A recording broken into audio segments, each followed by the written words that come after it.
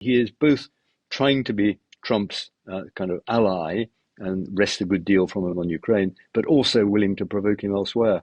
So he's playing a very complex game, and all the parts of it may not add up. I think that's true.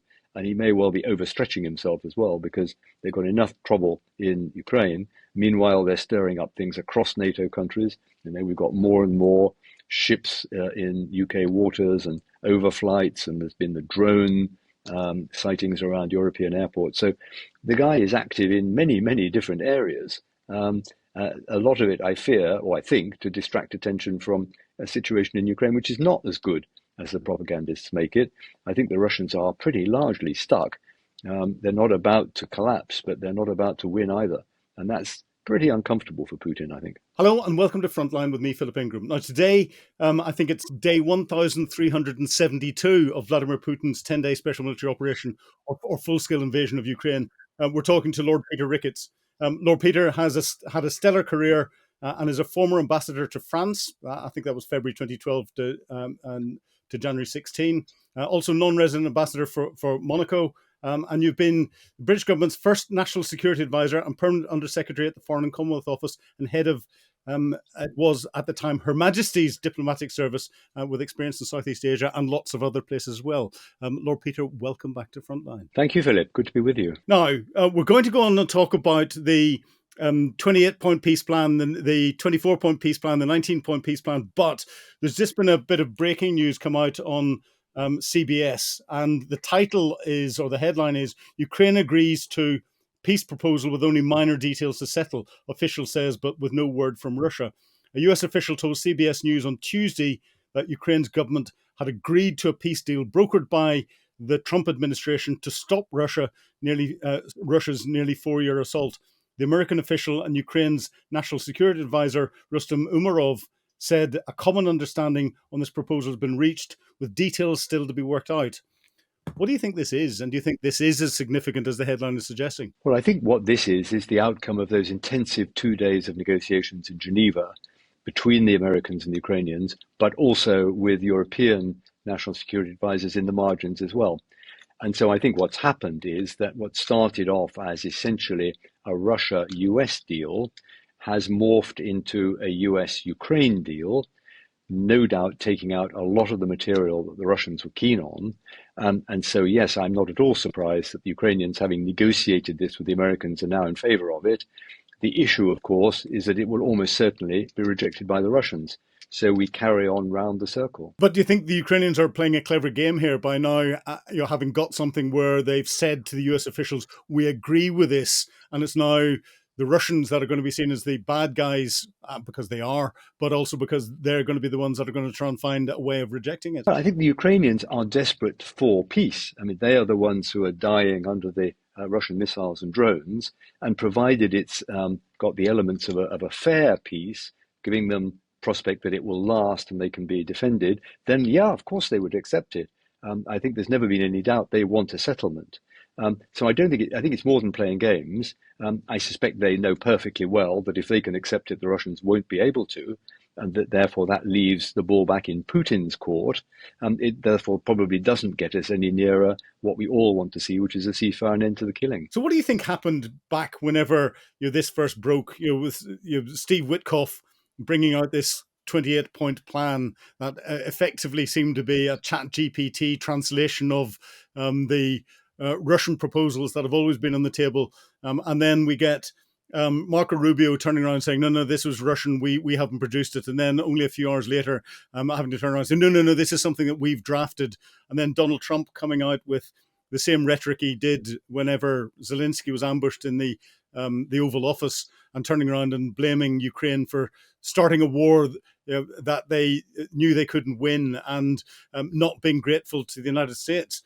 You've been in diplomatic circles. What did you make of that whole circus? Is probably the right way to describe it from my perspective. I think circus is a pretty good way to describe it. I mean, I think this shows the complete dysfunctionality of the American system. So my own guess as to what happened is that Steve Witkoff, fresh from his triumph in blustering through a negotiated solution, at least a ceasefire in Gaza, tried to use the same tactics here on Ukraine. I think most of the substance was Russian, and most of the tactics were Witkoff, who thought again that he would get, a big, broad package, slap it on the table, and then try and hustle through agreement in 2 or 3 days using Trump's power. I mean, Trump said, we'll do it by Thanksgiving Day on Thursday this week.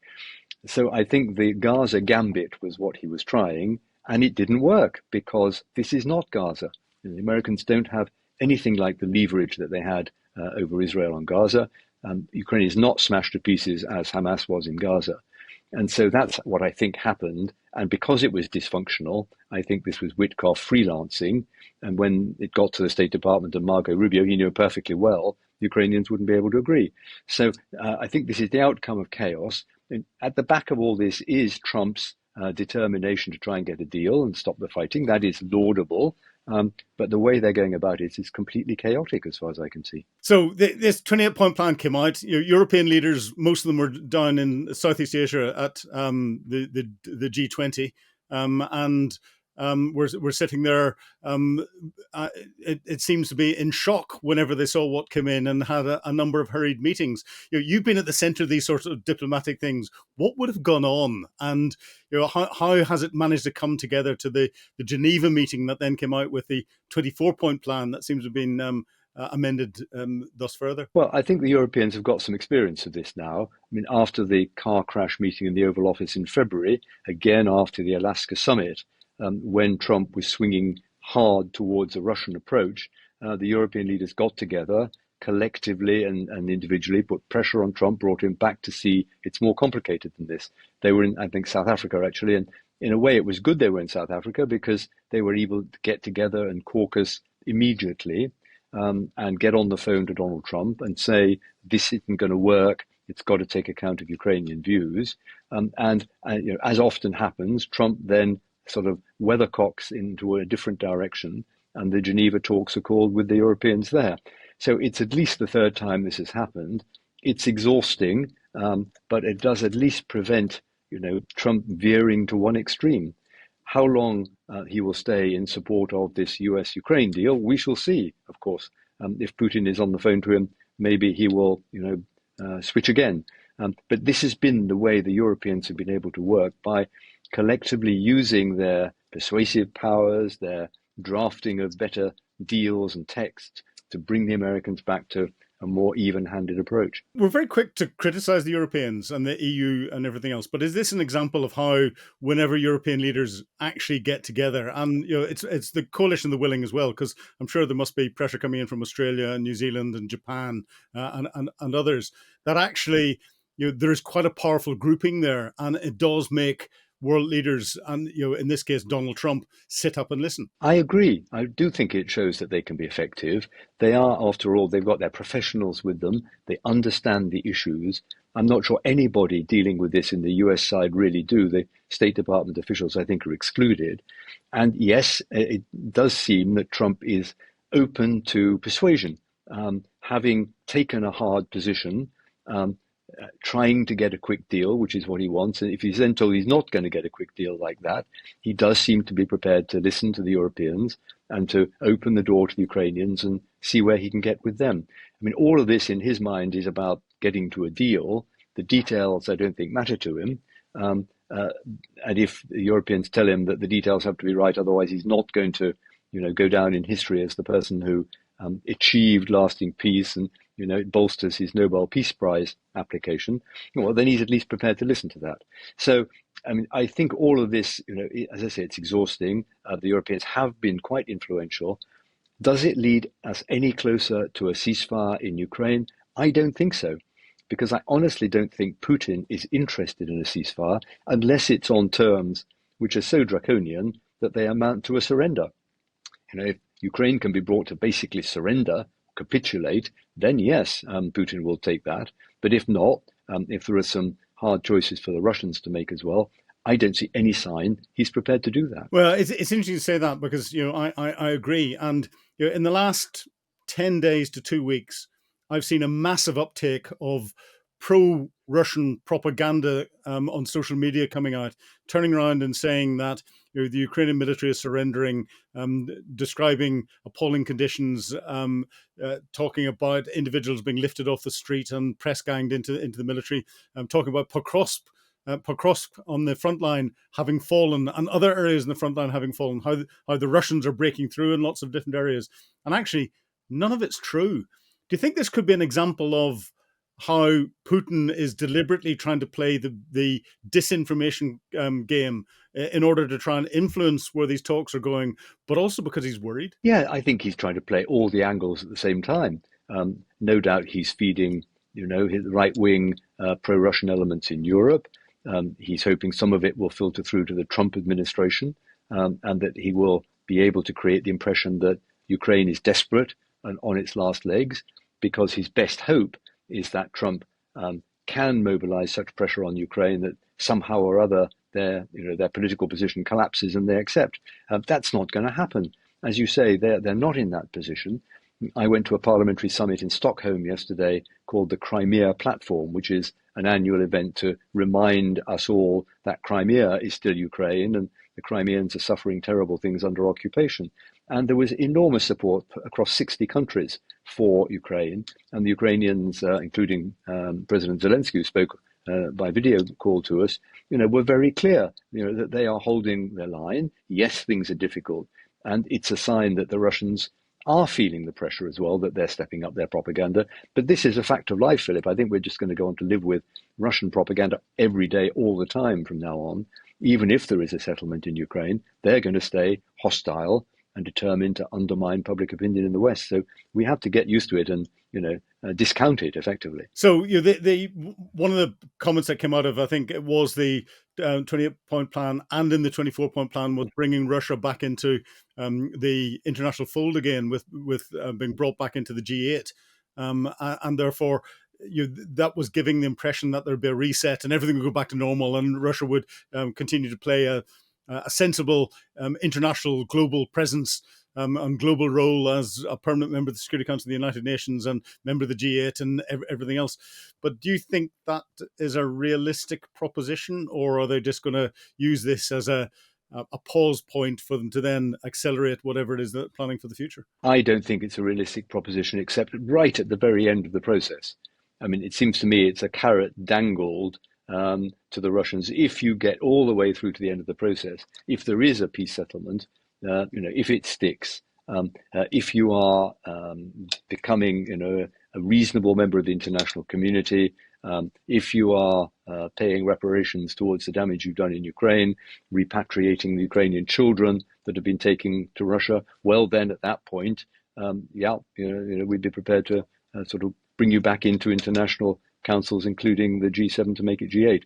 But just only at the end of the process, I think. I don't think there's any intention of doing that until there's a really demonstrated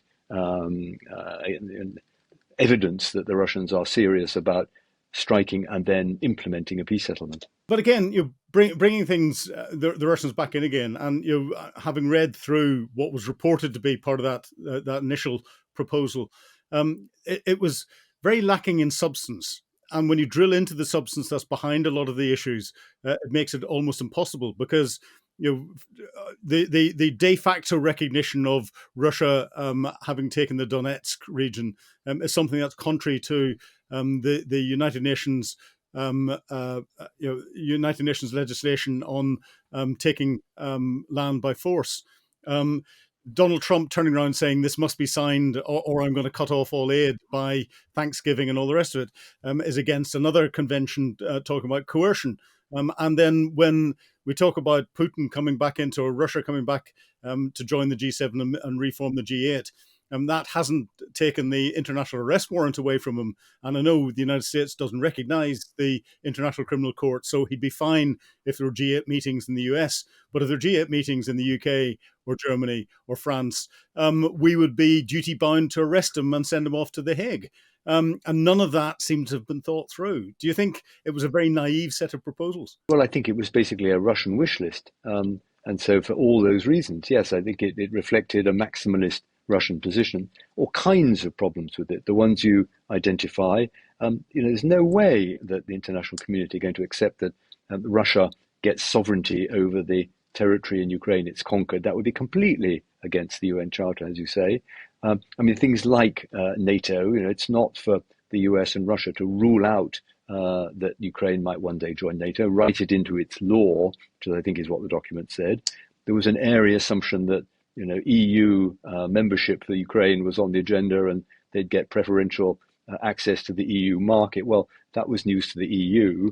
So on and on it goes. It was full of airy assumptions, and basically, that what the Russians wanted as something that they could justify for ending the war. Because Putin's problem is, unless he ends the war with a settlement, which is clearly a decisive victory for Russia, he's got an enormous reckoning at home for the million or so Russians who've been killed or badly wounded in the war so far. And I'm sure that's in his mind as well. I think he'd much rather go on fighting than settle for a deal which, was a fair deal for Ukraine. So, with all of that in context, and we had that Witkoff saying one thing, Rubio saying another, then Rubio changing his mind again, then Trump coming out. What does that say about the and you may want to change my wording in this, but competence of the US administration that is looking at this and the way they're handling it? Does that give us an idea that they are competent in dealing with it, or should we just recognize that they're way out of their depth? Well, I think the way Trump governs, as far as I can see, is by keeping competing camps around him and then reserving to himself the right to choose the one that's uppermost that day.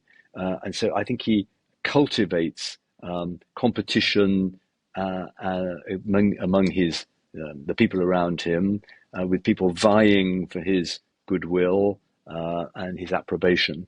And so I think it's entirely in keeping that Steve Witkoff went into one corner and negotiated with the Russians a text. And then that was leaked probably by the Russians, I should think. And then other parts of the American system, State Department and so on, reacted against that and set up a separate negotiation in Geneva to try and put things back on. So I think dysfunctional is my word, and consciously so, I think deliberately so by Trump. I think that's how he enjoys governing. And therefore this constant tension and constant competition around him, and allows him to be the arbiter at the end of the day. And it makes the Americans very complex to deal with, because you don't know whether you're dealing with Rubio or with Vance or with Witkoff, who's got the upper hand at the moment. And I think it was Donald Tusk, the Polish president, who tweeted to say early on in this saga that he was very willing to have a negotiation, but he wanted to know where the 28 points had come from. And that's, it's a very good question.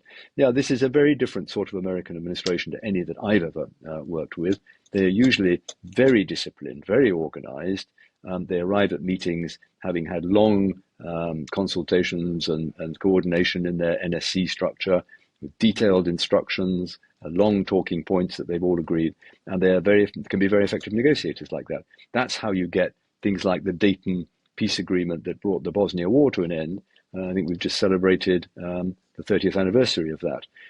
That was an American peacemaking deal which took months of hard negotiation, a long, detailed text thrashed out with all the partners. We're a million miles from that here, and yet the Ukraine war is even more difficult to settle than the Bosnian war was. Oh, I remember the Dayton Peace Agreement very well. I was intimately involved in that, and whenever the nearly final map came out, was part of a team that crawled around the map, going millimeter by millimeter, working out where the final line would be between them. Before that, then went off to go and be part of the final plan that came in, and then was part of the team that implemented it. And therefore, understanding the complexities. And yes, Ukraine is hugely more complex than anything that's there. The other area that's complex was the 28-point plan, and I think it came into the 24-point plan, talked about the Russian frozen assets in Europe, in European banks, and effectively was taking big chunks of it and giving big chunks to America and American companies to help rebuild Ukraine, with the other big chunk going back to Russia again. Do you think part of the answer to this is actually getting hold of those assets and using them to support Ukraine, but not necessarily all of that support being spent in the United States? Well, yes. I'm afraid in all these peace deals or ceasefire deals that the Trump administration is involved with, there's always a what's in it for me angle. Each of them involves some kind of economic benefit for the US. And in this case, yes, I mean, they seem to have their eye on 50% of the proceeds of a kind of investment fund using some of these frozen assets. I mean, that surely cannot be allowed to happen. If we can raise a big loan on the security of the Russian assets, that belongs to Ukraine and it should be spent in Ukraine on reconstruction. It's in the kind of figures that are being talked about, 150 billion euros or something, even that is a relatively small fraction of what it's going to cost to reconstruct Ukraine after all the damage it's had. But yes, I think it's now really urgent to finish the discussions which have been going on for months in Europe, in the EU mainly, on how to do a secured loan.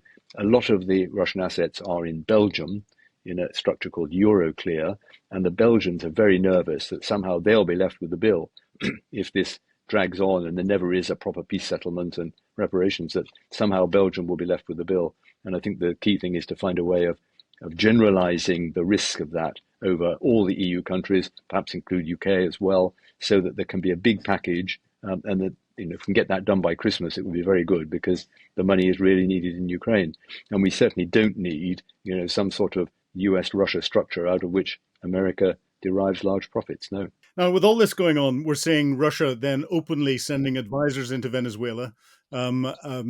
Russian military equipment coming off Russian aircraft into Venezuela, as the US puts one of its biggest military task forces off the coast of Venezuela. Do you think Putin's getting his calculations wrong by poking Donald Trump in something, in the part of his chest that is completely different to what's going on in Europe, and he may just unsettle Donald Trump in a way that Putin's not quite expecting? I mean, I'm sure he intends to unsettle Donald Trump and put pressure on him from another angle.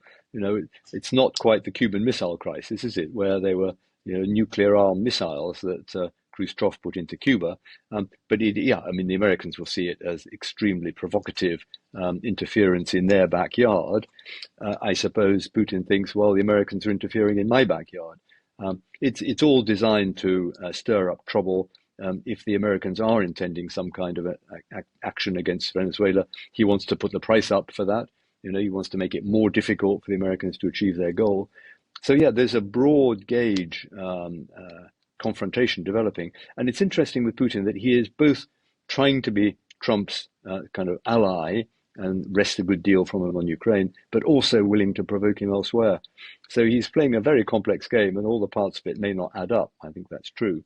And he may well be overstretching himself as well, because they've got enough trouble in Ukraine. Meanwhile, they're stirring up things across NATO countries. We've got more and more ships in UK waters and overflights, and there's been the drone sightings around European airports. So the guy is active in many, many different areas. A lot of it, I fear, or I think, to distract attention from a situation in Ukraine, which is not as good as the propagandists make it. I think the Russians are pretty largely stuck. They're not about to collapse, but they're not about to win either. And that's pretty uncomfortable for Putin, I think. And while all this is going on, there's things happening in other parts of the world that people are watching. Xi Jinping seems to be having an increased spat with Japan. And we've got South Korea sinking Chinese fishing vessels in South Korean waters. And tensions are growing there. Do you think whatever comes out of any peace agreement that there is between Russia, Ukraine, and the rest of the world will have implications in what might happen elsewhere, in particular in Southeast Asia? Yeah, I think it's a fantastically complex world with more multiple crises than I can remember. You haven't mentioned the Middle East, but the Gaza peace process is not looking all that great at the moment. Continued Israeli attacks on Gaza. Lebanon is looking rocky. As you say, there's tension in Southeast Asia as China also flexing its muscles. I mean, I do think that the Chinese are perfectly happy to see the Americans and the Russians locked over Ukraine, giving China more space to flex its muscles in Southeast Asia. So yeah, I think we do need to get some settlements of these disputes. If we can, with Putin, with Trump's help, achieve some sort of a ceasefire in Ukraine, that would be a major achievement, and it would free up a lot of bandwidth to cope with conflicts elsewhere. But as I said to you at the beginning, I just don't think Putin is ready for any sensible settlement. Well, I have to agree with you on that. But Lord Peter Ricketts, the unfortunate thing, and please don't take this the wrong way, is it means that we're going to get an awful lot more opportunities to chat and try and explain what's going on around the world. Thank you very much indeed for talking to me on Times Radio Frontline. With pleasure, Philip. Thank you very much indeed. You've been watching Frontline with me, Philip Ingram. If you'd like access to exclusive content, please subscribe to Times Radio membership and watch us on YouTube.